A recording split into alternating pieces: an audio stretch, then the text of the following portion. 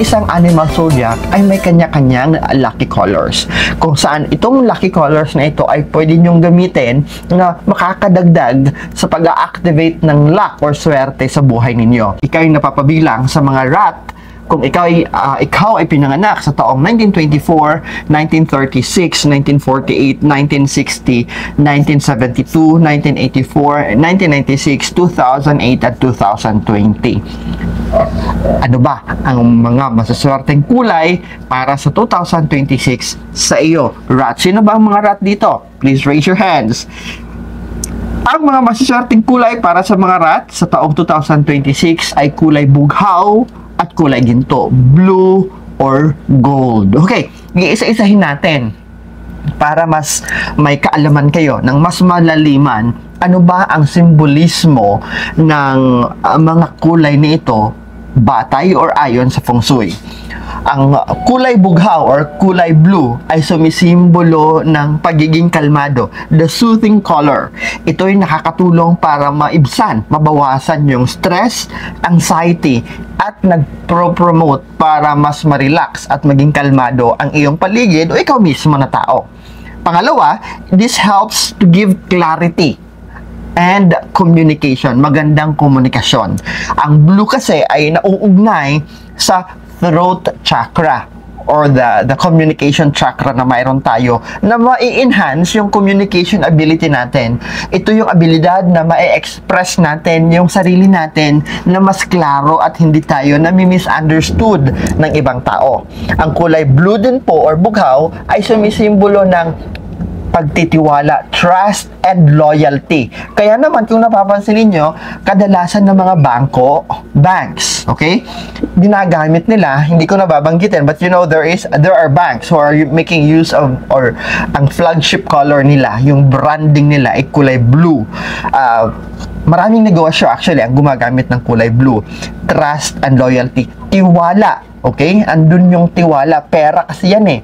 Trust at loyalty. Ibig sabihin, pag pinagkakatiwalaan ka ng mas mahabang panahon at hindi ka iiwanan ng mga customer mo. Even the education sector, kadalasan ay gumagamit din ng kulay blue.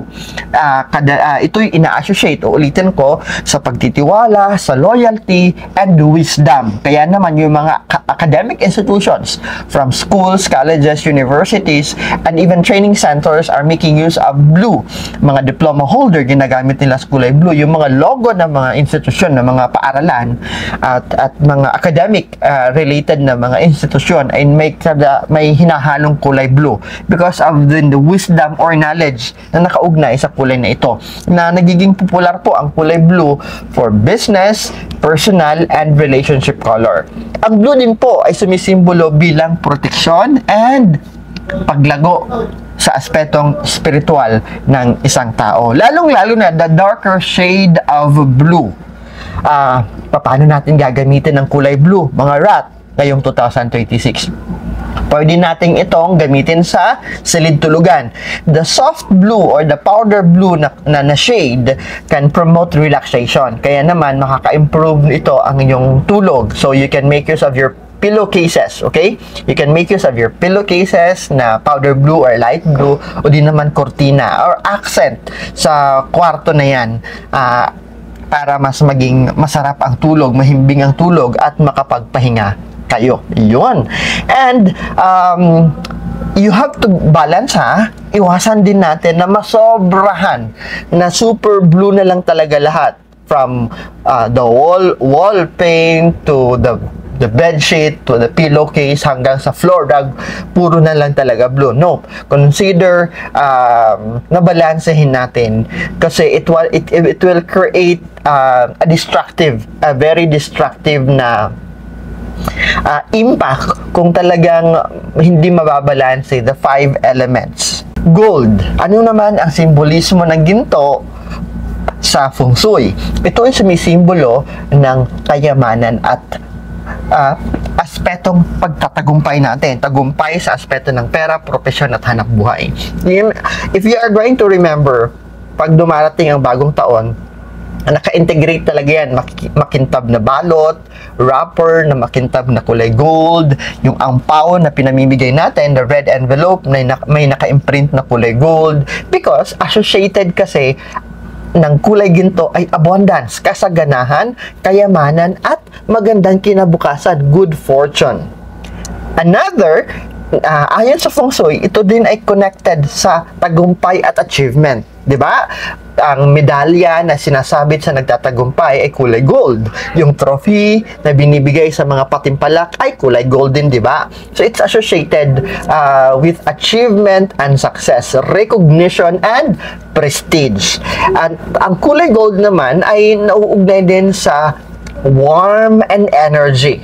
It can add additional warmth and energy sa space. It could be an office or sa negosyo na nag-promote ng vitality and positivity. Kaya naman, kadalasang mga negosyo, talagang they add on kulay gold. Yung hindi yung wall clock nila, kulay gold.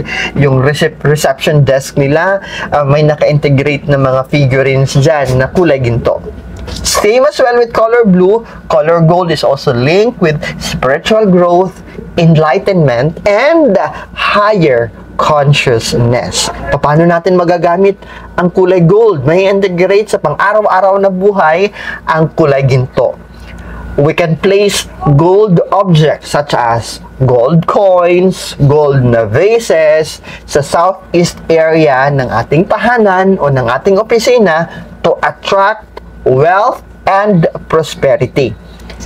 We can make use of decorations na kulay ginto, gold na accent such as gold na frame, decorative na mga object na kulay gold, o di naman kaya console table na nakapintura kulay gold, yung mga paan ng upuan pinupinturahan ng kulay gold. This will add a touch of luxury and sophistication sa espasyo. It could be your dining area, it could be your living room, it could be your office. Okay? Sa lighting naman, maganda rin po that we can add and create additional warmth na kulay ginto bilang perfect atmosphere for social gathering and relaxation. Kaya naman kung makikita niyo sa mga palasyo, yung mga chandelier nila, maliban lang sa mga kristal, ay makikita niyo yung mga metal fixtures niyan, pinipinturahan ng kulay ginto. Yung mga nakadikit sa wall na mga pailaw will pinipinturahan or nilalagyan nila ng kulay ginto because it adds sophistication, it invites ang warm na atmosphere sa paligid nito. Okay?